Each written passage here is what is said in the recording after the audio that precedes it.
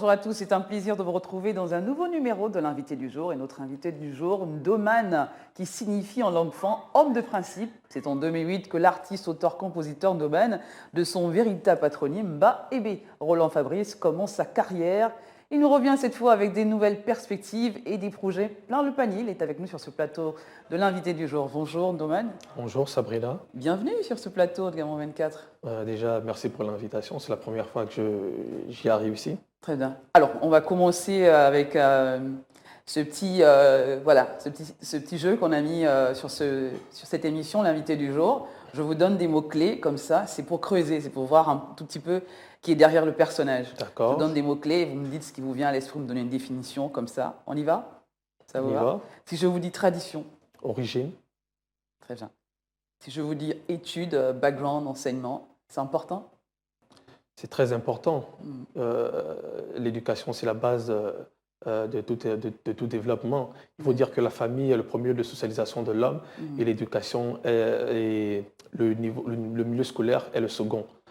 Donc, si l'éducation est ratée, c'est clair que la suite ne pourra pas suivre. Très bien. Alors, si je vous dis clash, buzz, on assiste beaucoup aujourd'hui sur la toile, en streaming avec les artistes.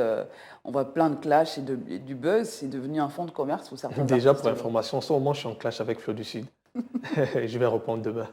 D'accord. Honnêtement, le clash n'est pas nécessaire au Gabon parce que déjà, on a un public qui est très petit. Oui. Le Gabon, c'est 2 millions et quelques, si je ne me trompe pas. Les autres peuvent se permettre d'être en clash parce qu'ils sont nombreux. Ils ont un public très large. Au Nigeria, par exemple, ils sont à plus de 200 millions. En Côte d'Ivoire, à près de 28 millions. Ils peuvent se permettre de diviser un public et chacun a son public, comme Arafat était constamment en clash avec d'autres artistes, il arriva à garder son public. Alors qu'au Gabon, nous sommes très peu. Déjà que ce n'est pas tout le monde qui écoute du hip-hop. Et s'il faut prendre 500 000 jeunes qui écoutent du hip-hop, et il faut diviser ces jeunes, dans ces jeunes encore, il y en a qui n'achètent pas les produits. Donc au finish, je pense que le clash, en généralement, les artistes sortent de là perdants. Très bien. Alors, si je vous dis coronavirus, cette pandémie qui a bouleversé le monde entier, on y est encore, hein, on n'est pas sorti de l'auberge. Qu'est-ce que vous pensez de cette épidémie? Alors déjà, il faut dire que cette épidémie nous a fait réaliser que les choses peuvent s'arrêter à tout moment.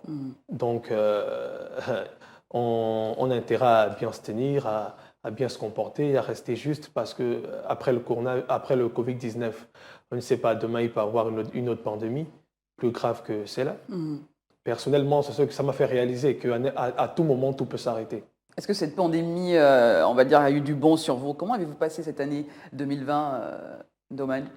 Il faut dire qu'en tant qu'artiste, s'il faut parler en tant qu'artiste, la pandémie du Covid-19 est un gros coup parce que déjà, les concerts sont interdits, les showcases sont interdits et c'est pareil pour les attroupements.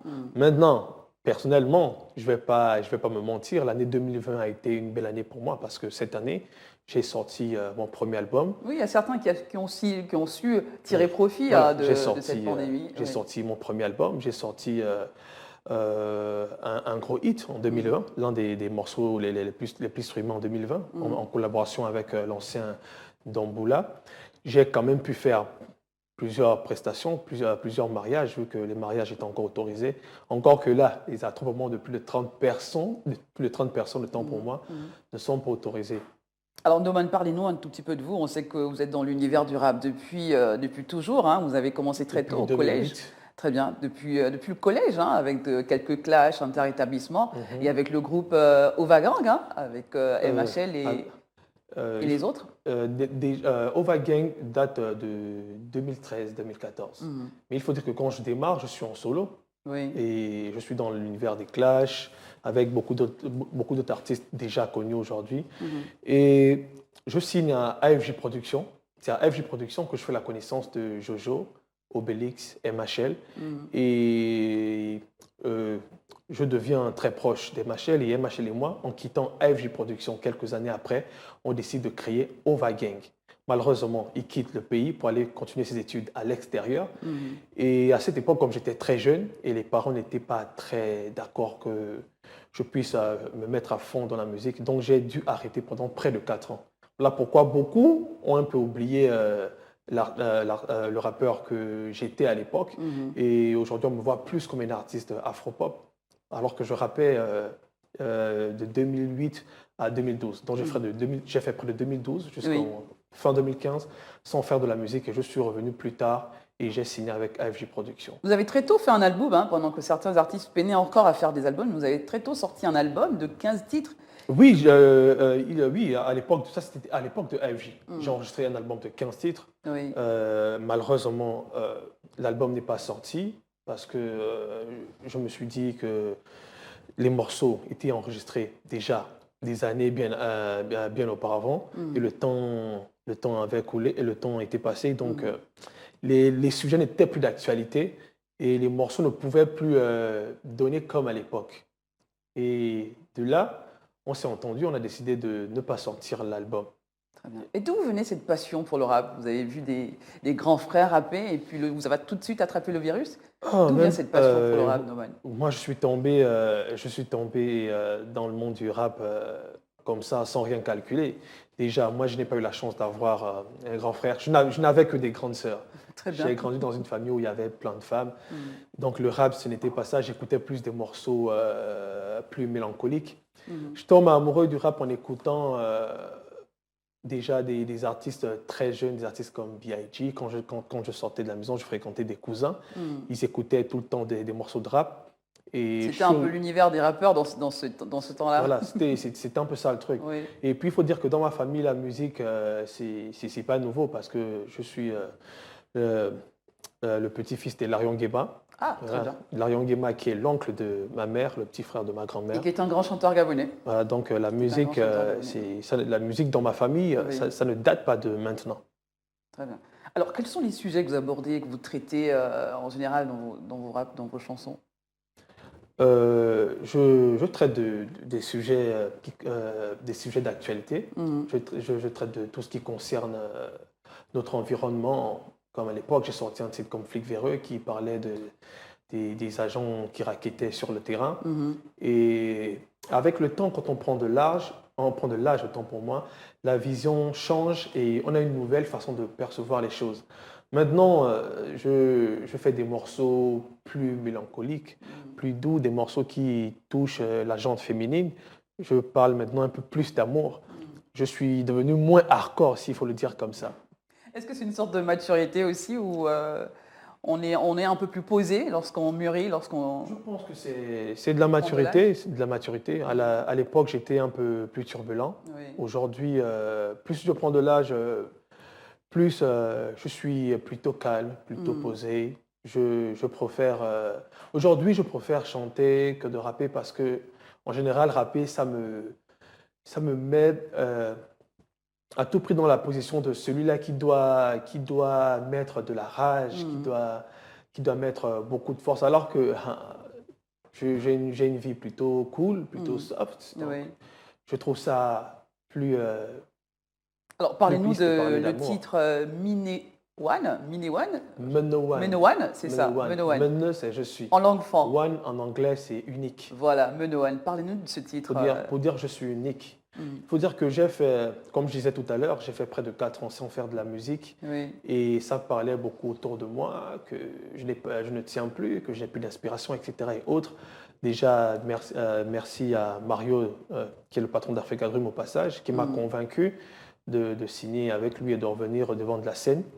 Menowan, c'est une sorte de réponse à toute cette personne-là. Dans le refrain, je dis « Menemonezam, vos diam, juis ».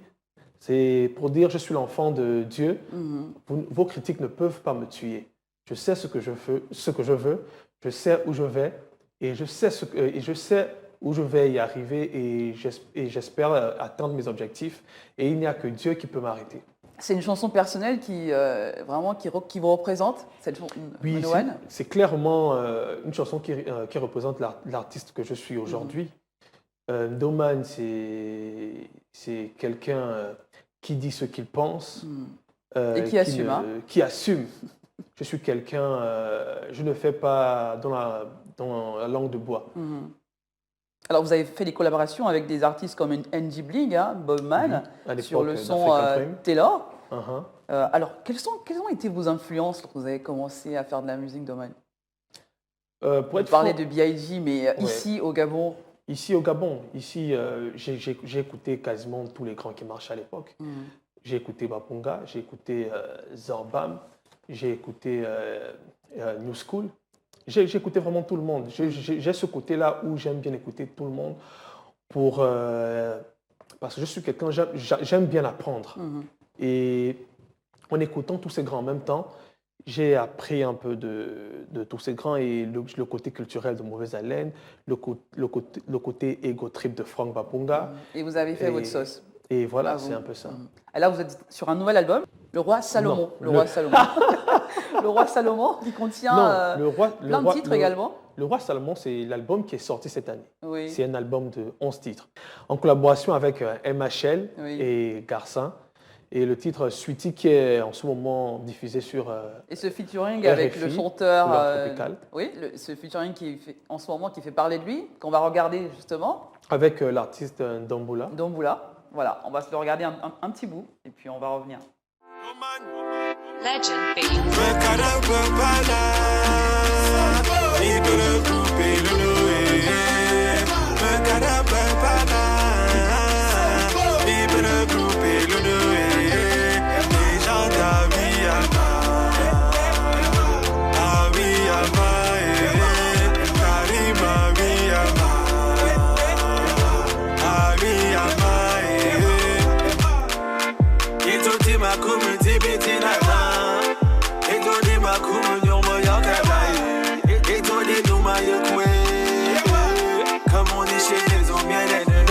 On arrive quasiment à la fin de cette émission. On voit qu'aujourd'hui vous êtes quasiment ce rappeur qui rappe en langue fan uniquement et c'est très bien, ça valorise la culture gabonaise. Pas uniquement.